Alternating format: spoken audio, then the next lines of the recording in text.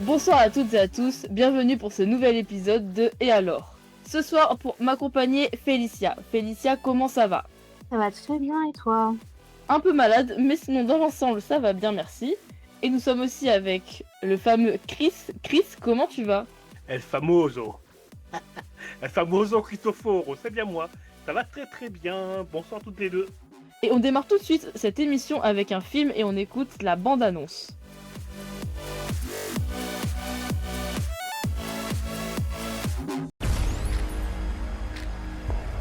Runway. Ce n'est pas seulement un magazine.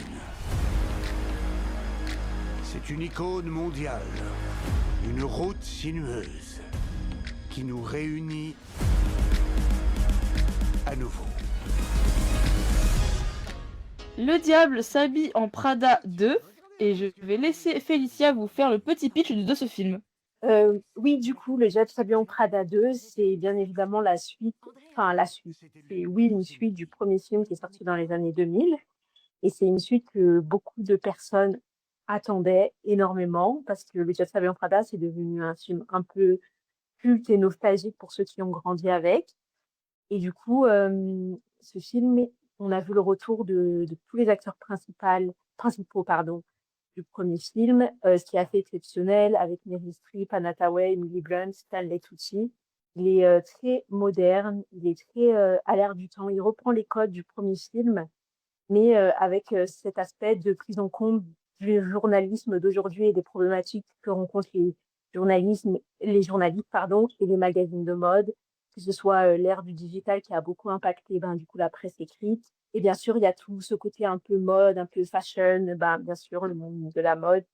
Euh, et également énormément de caméos de plusieurs célébrités. On s'y attend pas forcément, mais du coup, c'est très fort. Il y a même une chanteuse très, très, très, très, très, très, très connue. Et ça aussi, je m'y attendais pas parce que quand le film a été tourné, il y avait énormément de gens qui filmaient, il y avait énormément de contenu qui sortait sur les réseaux sociaux. Donc, on pouvait s'attendre à ce que tout le film soit dévoilé avant et qu'on n'ait pas de surprise. Et pourtant, j'ai trouvé que pour une suite, c'était plutôt réussi parce que généralement, les suites sont assez décevantes. Et là, pour le coup, il était énormément réussi parce qu'ils ont réussi à l'adapter à l'heure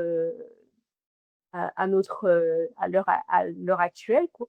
Ils ont réussi à amener des problématiques qui sont actuelles. Du coup, on arrive beaucoup plus à s'identifier puisque c'est des thématiques qu'on peut entendre aux infos actuellement.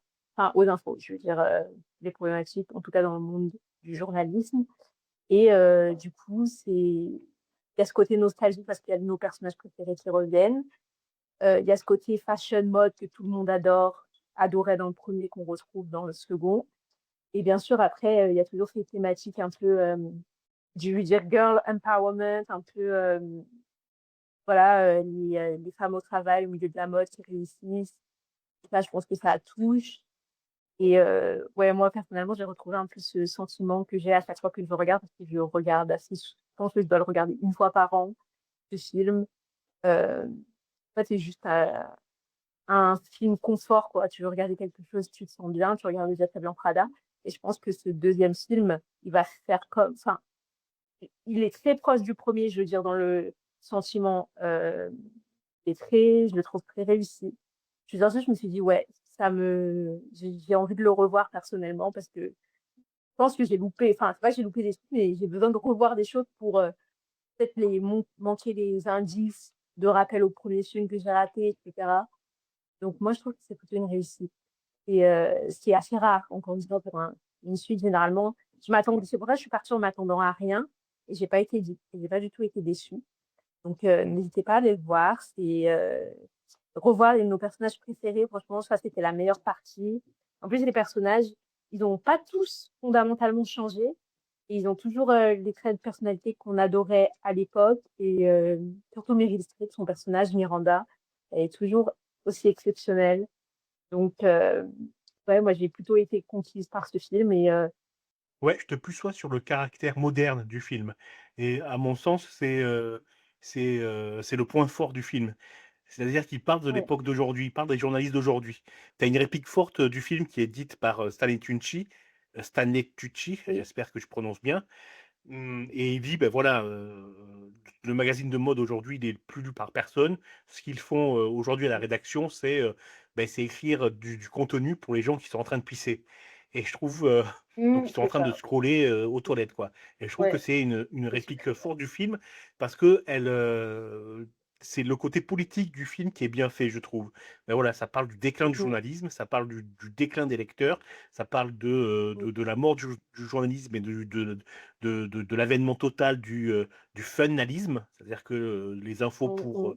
pour se détendre et pour rire. Et je trouve que le film il est bien pour pour cet aspect-là, pour son aspect politique. Et il est très bien décrit. Il est très bien décrit. Après, je suis pas trop Mhm. d'accord sur le scénario. Je trouve que, hormis cet aspect politique, il n'y a pas de scénario.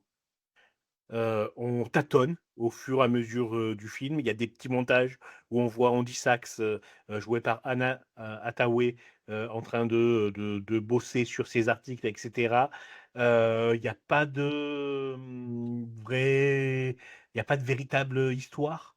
Il y a pas de véritable surprise sur le scénario. Même la fin, elle est bon, d'accord, on l'a vu arriver de loin, quoi. Oui. Il n'y a pas cet aspect-là de vraie surprise que j'ai pu avoir dans le premier qui était vraiment réussi. Léonie, tu l'as vu, toi aussi, tu en penses quoi, toi? Oui, j'ai vu ce film et je pense que je vais à peu près rejoindre, l'avis qu'a eu Chris.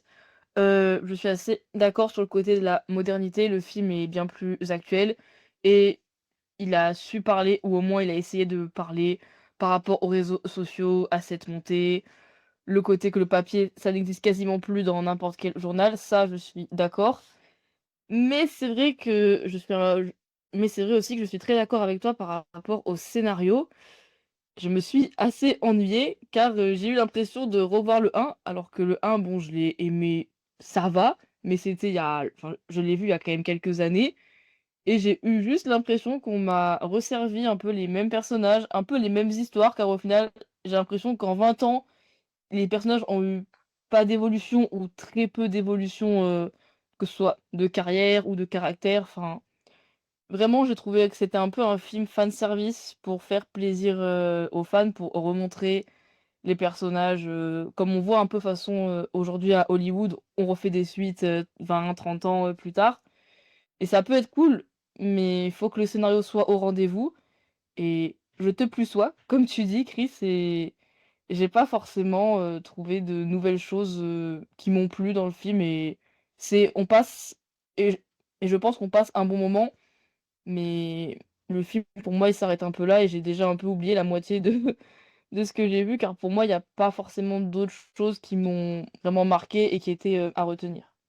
Félicia, tu veux réagir? Oui, bah, du coup, moi, je suis pas d'accord parce que je pense que, bah, parfois, surtout les suites, il y a énormément d'attentes et je trouve qu'ils ont enfin, vous dites que c'est du fanservice, mais je pense que justement, les fans l'ont réclamé pendant des années et que on s'attendait pas à ce que ce soit non plus révolutionnaire. Je pense que c'était surtout, retrouver ce sentiment, quand tu regardes ce film tu regardes un film où tu passes un bon moment, tu retrouves des personnages qui enfin, il y a un peu ce côté un peu, on se fait un peu la guerre, on s'apprécie pas vraiment. Je pense pas que ce soit plus profond que ça, en fait. Et c'est exactement ce qu'ils ont cherché à faire, que les gens passent un bon moment pendant 1h30. Et moi, je trouve qu'il y a eu quand même une histoire en soi. Enfin, je veux pas spoiler, mais je trouve quand même qu'il y a eu un fil. Et par exemple, la fin, moi, je ne l'attendais pas parce que, enfin, je sais pas, sans spoiler, mais la fin, moi, je m'y attendais pas la fin, le gros plan à la fin, hein, elle s'éloigne, mais je veux dire le dénouement de qu'est-ce qui va se passer de ce magazine, je pense qu'on s'y attendait pas. Donc moi, personnellement, ça m'a surprise. Moi, j'en demandais pas énormément. J'étais une grande fan du premier et j'en demandais pas énormément. C'était surtout retrouver ce film et les codes un peu qu'on a beaucoup appréciés dans le un.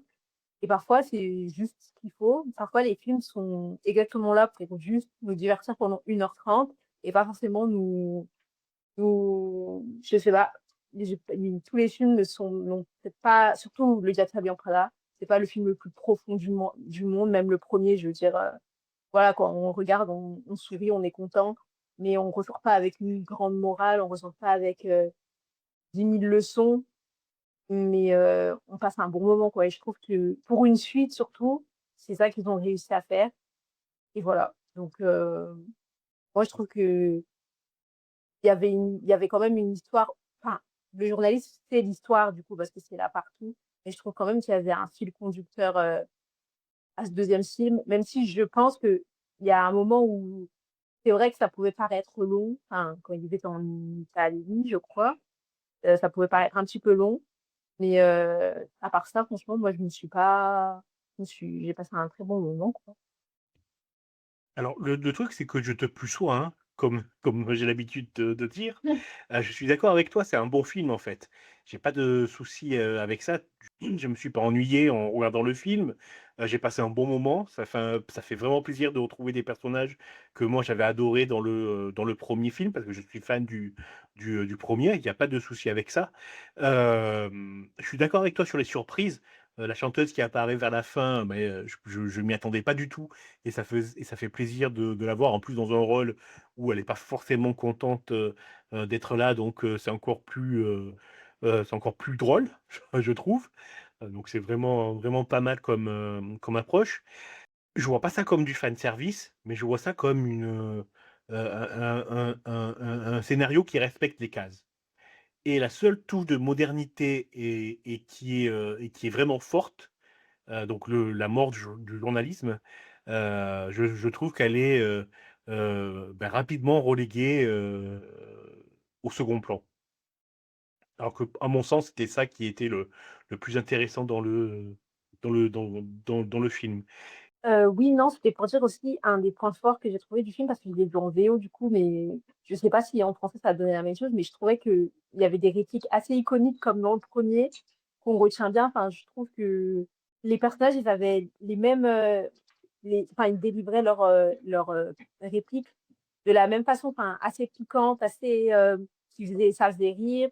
On retrouvait exactement les mêmes codes. Tu te dis 20 ans plus tard, est-ce qu'ils vont réussir à reprendre les mêmes traits de personnages? Et franchement, oui. Enfin, le personnage d'Emily Blunt, je sais Emily, je trouvais que c'est celle qui avait les répliques les plus drôles, enfin, celles qui me sont restées le plus en tête personnellement. Donc, je trouve que ça, c'était une réussite aussi. Euh, et même Meryl Streep, son personnage, Miranda, elle a pas changé du tout en 20 ans. Enfin, c'est toujours la même. Et je trouve que ça rajoutait de l'humour au film, parce qu'elle était exactement la même. Elle disait des choses qu'il ne fallait pas. D'ailleurs, j'ai adoré le personnage de Simone Ashley qui jouait son assistante, qui était un peu là pour la reprendre, parce qu'à notre ère, en 2026, il y a des choses que tu ne dis plus, et du coup, elle est un peu de la vieille école. Et ça m'a fait énormément rire, parce que enfin, elle serait tellement cancel, en fait, Miranda, si on la laissait parler comme elle voulait. Et ouais, du coup, ça, je l'ai trouvé assez réussi. En gros, hein, malgré mes critiques, moi j'ai adoré le film, hein, l'air de rien, hein. Je regrette un petit peu la faiblesse du scénario, mais les acteurs sont tellement bons et le film est bien écrit qu'en fait tu rigoles, quoi. Félicia?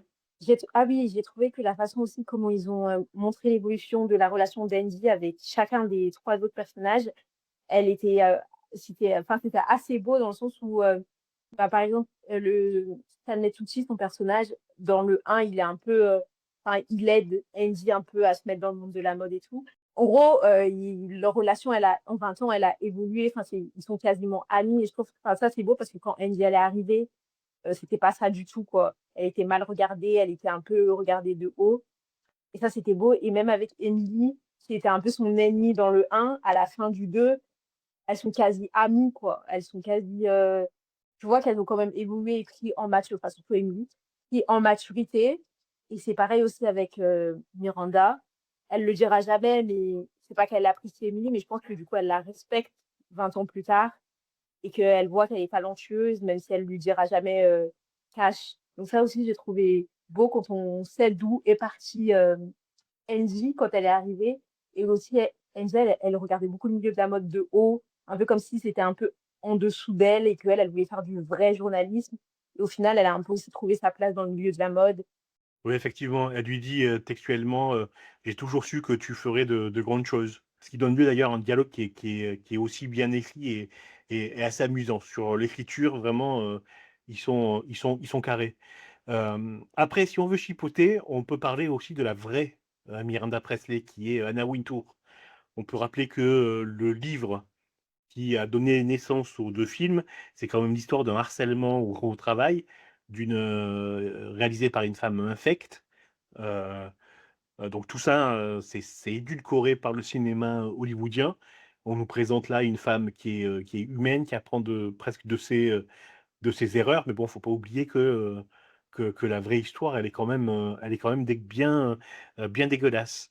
D'ailleurs, il y a une anecdote, hein, sur Anna Wintour, c'est que lorsqu'elle a su que Le Diable 2 était en préparation, elle a appelé, Meryl Streep pour lui demander le scénario, pour vérifier si on allait, lui taper dessus, ou pas, et Meryl Streep lui a dit: «Non, ne t'inquiète pas, tout ira bien, tu en ressors blanchie et humaine».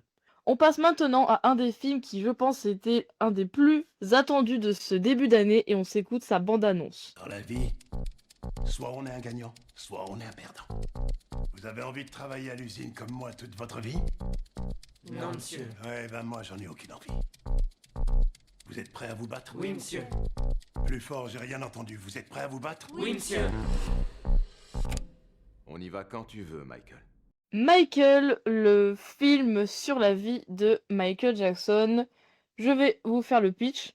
Tout simplement, ça retrace la vie de Michael Jackson. Voilà, fin de mon pitch. Et alors, pour enchaîner avec mon avis, j'ai été déçue. Ce soir, beaucoup de déception pour moi dans cette émission. Tout simplement, c'est pas forcément un artiste que j'ai beaucoup suivi ou que j'ai beaucoup écouté, même si je connais sa renommée, que c'est le roi de la pop, etc.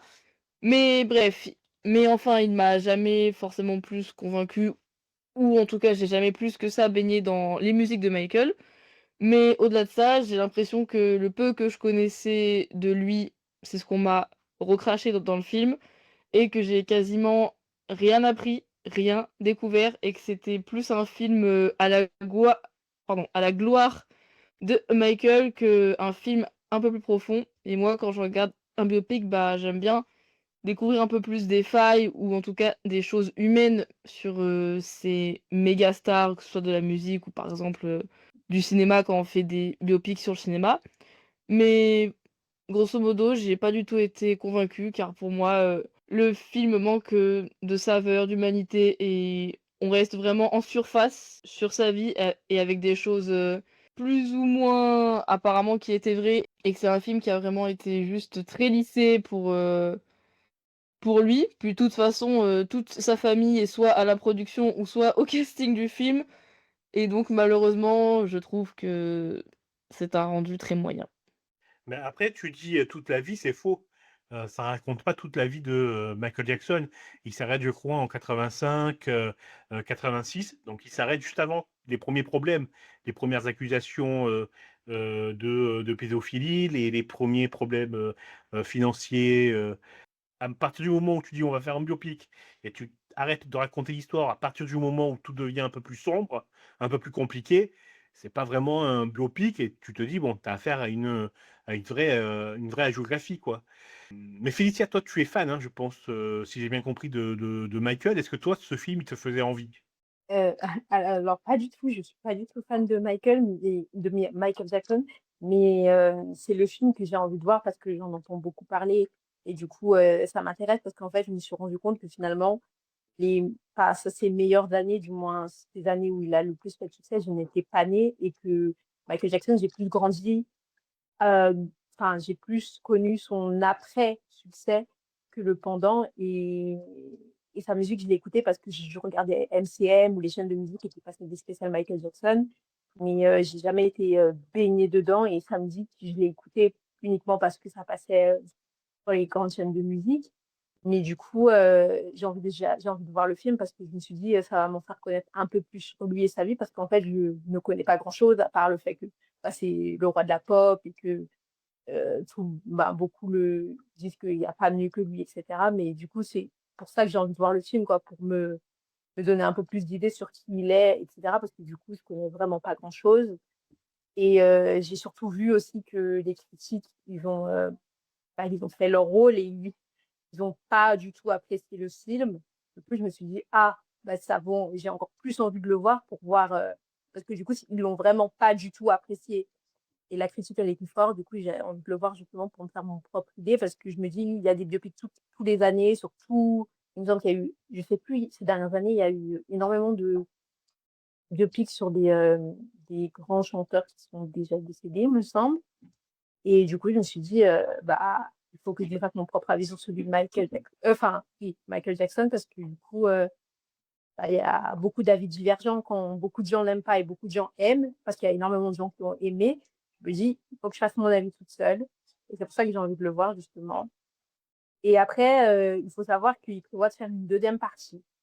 Donc, ils vont couvrir d'autres choses. Donc, je me dis, voilà, parce que je sais qu'il y a beaucoup de gens qui sont partis en se disant, mais c'est bizarre d'avoir coupé là, il manque des choses, etc. Mais ils prévoient une suite, donc, il faut regarder le film en sachant qu'il y a une suite, quoi. Ils ont prévu ça, du coup, ça veut dire. Et voilà. Et après, du coup, vu que je l'ai pas vu, j'ai pas vraiment d'avis sur le contenu du film. En fait, les problèmes, ils seront pas abordés, enfin tout ce qui est lié, aux accusations de pédophilie, ne seront pas abordés car de base, ça a été tourné pour ce premier volet. Mais apparemment, dans des contrats de juridiction et cetera, il y a une clause dans un des contrats d'a il y a une clause dans un des contrats qui du coup, indique qu'il est interdit dans des films liés à Michael Jackson, de parler de ces problèmes-là. Bon, c'est un peu compliqué, mais du coup, apparemment, donc ces scènes ont vraiment existé et de base, le film devait du coup durer plus longtemps et aller un peu plus loin. Mais au final, vu qu'il y a eu cette clause, ils ont été obligés de tout couper et là, maintenant, ils parlent d'un 2 alors que ça avait jamais été évoqué avant. Est-ce que du coup, c'est le fait que tout le monde s'est plaint que tu parles qu'ils ont parlé de faire un biopic, mais qu'on s'arrête, comme tu as dit, Chris, en 86, et forcément, les gens ont un peu râlé. Mais même s'il y a une suite et qu'on va aller un peu plus loin, il y a quand même plein de choses qui, malheureusement, vont devoir rester dans le flou. Ok, c'est fou. Je n'étais pas au courant non plus de cette clause dans le contrat. Alors ça, c'est la folie, quoi. Et aussi, du coup, les gens, ils ont beaucoup, enfin, je prends les critiques que j'ai lues, ils ont apprécié en tout cas de ce que j'ai vu le jeu de Jafar Jackson, du coup, le neveu de Michael Jackson. Euh, et d'ailleurs, c'était son premier rôle. Donc ça aussi, ça me donne envie de voir parce que je me dis, premier rôle, tu incarnes Michael Jackson, c'est beaucoup attendu par plusieurs personnes. Du coup, voilà. Juste pour dire, en ensemble, enfin, du coup, ça a révélé un nouveau acteur qu'on voit un peu partout. Enfin, en tout cas, moi, je vois beaucoup un peu partout sur les réseaux sociaux. Donc, à voir, parce que c'est pas souvent qu'on voit un membre d'une famille jouer un autre membre d'une famille. Donc, en tout cas, moi, ça m'intrigue et ça m'intéresse encore plus, du coup, de voir le film. Ok, eh bien écoute, on en reparlera dès qu'on l'aura vu, puisque je le répète, hein, c'est Léonie qui a vu le film et nous, on ne l'a pas encore vu, Félicia et moi, mais on rattrapera notre retard. Cette fin de chronique marque aussi la fin de notre émission. Merci à toutes et à tous de nous avoir écoutés. Merci à Félicia d'avoir été là ce soir. Merci beaucoup à tous. Bonne soirée. Et on remercie aussi Chris d'avoir été avec nous. Et Chris va aussi vous parler d'une petite nouveauté maintenant chez Radioverse. Oui, merci à vous. Je signale qu'on a ouvert un standard téléphonique. Vous pouvez nous appeler et laisser vos critiques si vous n'êtes pas d'accord avec ce qu'on vient de dire sur les films dont on a parlé, Le Diable s'habille en Prada ou Michael. Vous pouvez nous laisser vos critiques à ce téléphone, le 07 61 03 42 94, 07 61 03 42 94. N'hésitez pas à laisser votre numéro de téléphone si vous voulez qu'on vous rappelle pendant l'émission pour qu'on discute de votre avis. Merci. Merci Chris, c'est noté. Bon week-end à tous et on se retrouve dans 15 jours. À très bientôt. Ciao.